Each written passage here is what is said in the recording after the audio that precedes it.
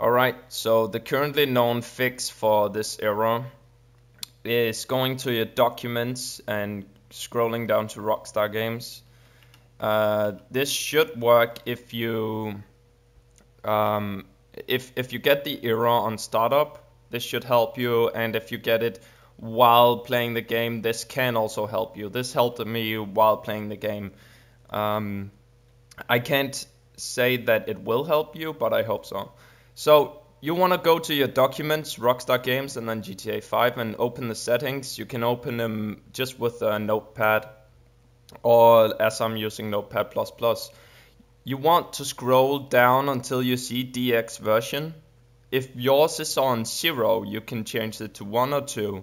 If yours is on 2, try to change it to 1 or 0. So it only goes from 0, 1 and 2. Whatever yours is on, try to change it to another number. So mine was on 2, I changed it to 1 and it actually helped me. So that's how I fixed my crash, and I haven't had it since. I've only played for like 2 days since, so I'm not sure that it's totally fixed, but it should be. I hope this helps you. Goodbye.